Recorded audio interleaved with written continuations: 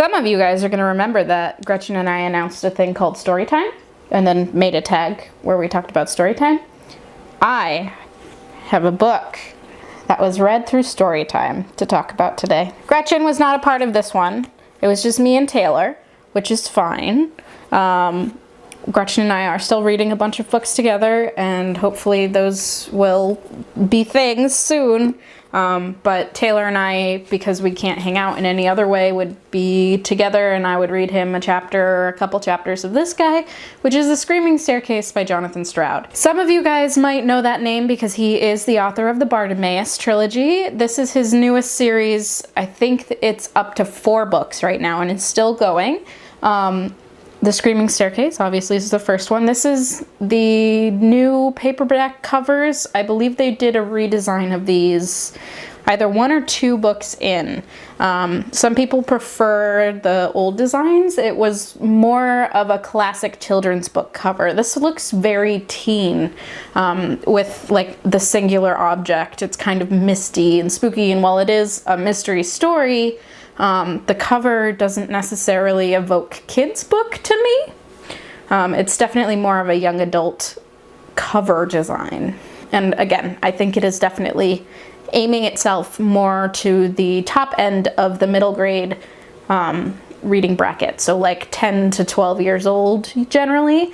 Taylor and I are well outside of that bracket, but that doesn't mean that we can enjoy this. This is one of the books that I added to my recommendation shelf when I was picking books to recommend to kids that our booksellers were all pulling together. There's a lot of fantasy, historical fantasy, so I picked a mystery book to add to the mix, just to add some extra differences. If you don't want a fantasy book, you don't have to.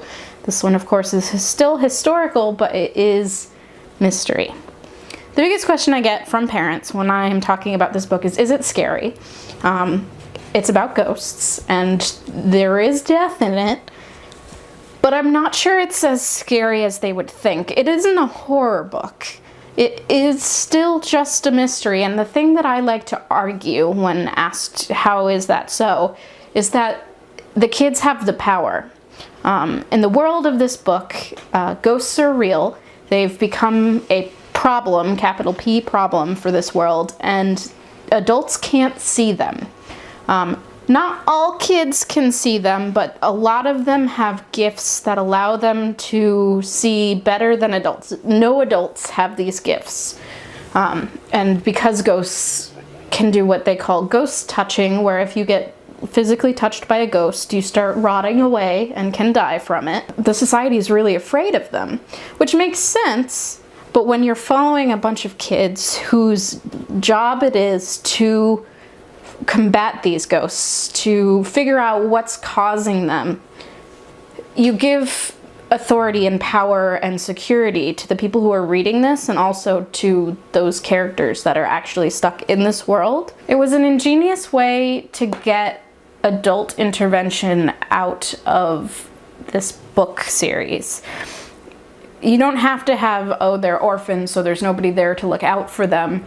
In this case, there's nobody there to look out for them because the people who would be looking out for them are actually more of a hindrance. They're in more danger than the kids are in this case. I also really appreciated the fact that this book was written from Lucy's perspective, Lucy Carlisle, instead of from Lockwood's.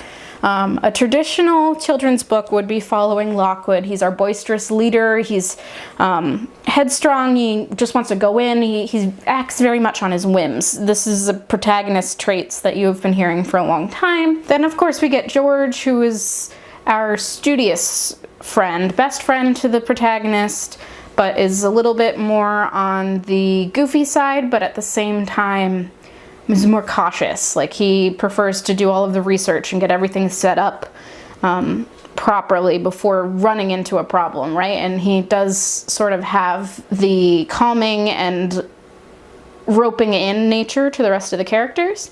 And then, of course, we have Lucy, who is the new one to the group. She has some sort of innate natural ability, which is true for all of them, as they can see these ghosts, but she seems to be slightly more powerful than the other two in certain aspects.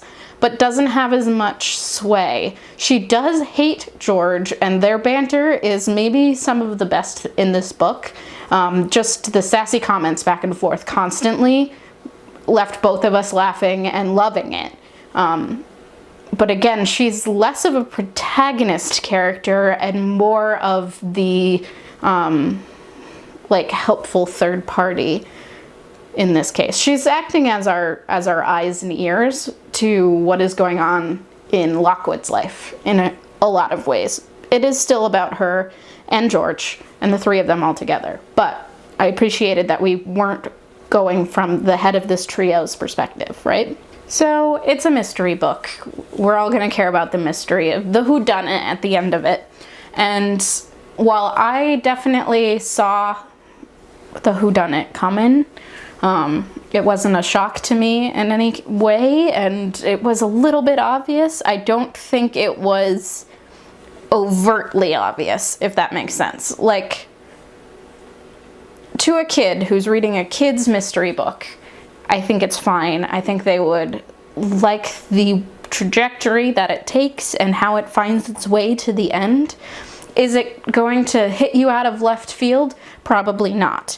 But that doesn't mean that it isn't still a good story and a good ride to get there. You do still follow these characters as they're finding all of the clues, and you get to see every step of the investigation, from the first interaction to smaller clues to breakthroughs to larger clues to going in the wrong direction and following a red herring to the introduction of the real bad guy and the final reveal of who he is and how everything came together in this way. There are real stakes, there's death, there's scenes where a bunch of dead monk ghosts are chasing after these kids.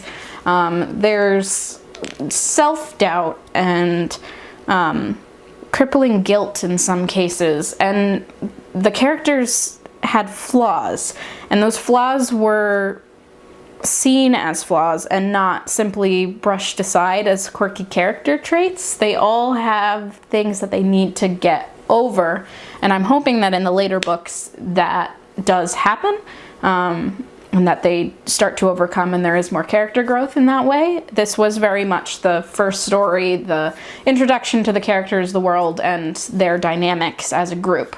I do have the second book. I am planning to read it, not out loud with Taylor, but this was a great one. And if you are looking for a mystery, but you don't want to dive headlong into a thriller or an adult horror book, this might be a good pick for you. Also great for kids.